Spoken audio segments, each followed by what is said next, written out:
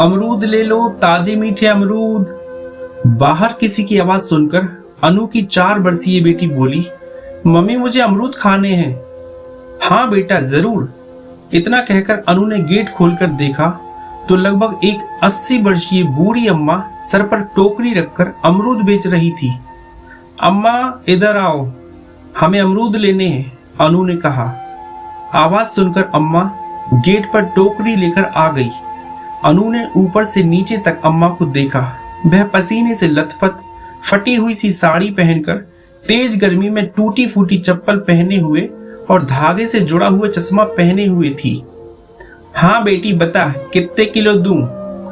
इतना कहकर अम्मा ने टूटे फूटे तराजू निकालकर उसमें बाट की जगह पत्थर रखकर टोकरी में से अमरूद निकालने लगी। इतने में अनु पानी और बिस्कुट ले आई और कहा, अम्मा पहले बिस्कुट खाकर पानी पी लो, बाद में तौल लेना। पहली बार किसी ग्राहक के यहाँ इतना सत्कार देखकर अम्मा भावुक हो गई और बोली, बिटिया जुग जुग जियो, बालक बने रहे, भगवान तेरी इच्छा पूरी करे।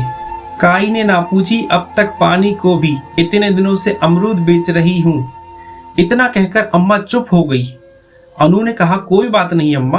अच्छा यह बताओ कौन कौन है घर में? बच्चे तो होंगे? बच्चों का नाम सुनकर अम्मा बिलक पड़ी और बोली, अरे बिटिया, मेरे बालक होते तो मुझे ऐसा काम ना करने देते। 2 बालक थे, एक लड़का और एक लड़की। दोनों बड़े होशियार थे। लड़की सयानी हुई तो गांव के दबंग छोरों ने छेड़ना शुरू कर दिया। 2-4 दिन वह सहती रही, फिर घर आकर फूट फूट कर रोने लगी। ऐ सुनकर मेरे लड़के से रहा नहीं गया, वह अकेला लड़ने पहुंच गया। फिर सबने मार मार कर अधमरा कर दिया मेरे छोरा को। फिर सब लोगों ने कही पुलिस में रपट लिखवा दो। हम पुलिस के यहाँ गए, वहां बड़ी मुश्किल से पुलिस ने रपट लिखी। हम रपट लिखवा कर लौट रहे थे तो काऊ ने उन दबंगों को बता दी और वे 30-40 लोगों को लेकर हमारे पीछे पड़ गए और हमें मारन को दौड़े। मेरे छोरा छोरी को पकड़ लो और पेड़ से बांध दियो। बाद में मेरे सामने ही मेरे छोरा छोरी को। इतना कहकर अम्मा फूट फूट कर रोने लगी। अनु ने ढांढस बंधाया और कहा, अम्मा उन दुष्टों को सजा जरूर मिलेगी। बेटा सजा तो मिली उन्हें, लेकिन कोई गवाही देने को ना आया आगे और घूस खिला के छूट गए।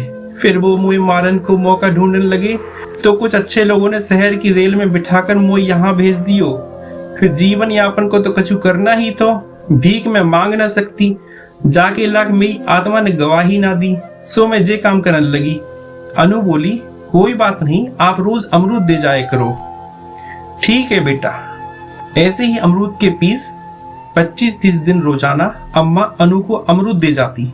अनु भी कभी साड़ी कभी चप्पल, और अनु ने उनका चश्मा भी ठीक करा दिया था। एक बार 2-4 दिन तक अम्मा नहीं आई। अब अनु को चिंता होने लगी थी। उसकी बेटी भी बोली, मम्मी अमरूद वाली अम्मा जी क्यों नहीं आ रही? फिर अनु अपने पति के साथ अम्मा द्वारा बताए गए झुग्गी में पहुंची। वहां अम्मा मरणासन अवस्था में पड़ी थी। पास में 2-4 औरतें बैठी थी। अनु अम्मा के किनारे जाकर बैठी तो अनु को देखकर जैसे अम्मा में प्राण आ गए और लड़खड़ाती आवाज में बोली, बेटी तेरे अमरूद ना पहुंचा पाई। फिर टोकरी की तरफ इशारे करके सदा के लिए अम्मा चिर निद्रा में सो गई। अनु ने टोकरी में देखा तो वह टोकरी अमरूदों से भरी थी। अनु के मुंह से रोते हुए निकल गया, अमरूद वाली अम्मा तुम जाते जाते भी मुझे अमरूद खिलाकर ही गई। अनु के कहने पर उसके पति ने लोगों के साथ मिलकर अम्मा का क्रियाकर्म कराया और उसके बाद इस तरह के लोगों के लिए एक एनजीओ खोला और उसका नाम अनु ने ABA एनजीओ रखा, अर्थात अमरूद वाली अम्मा NGO।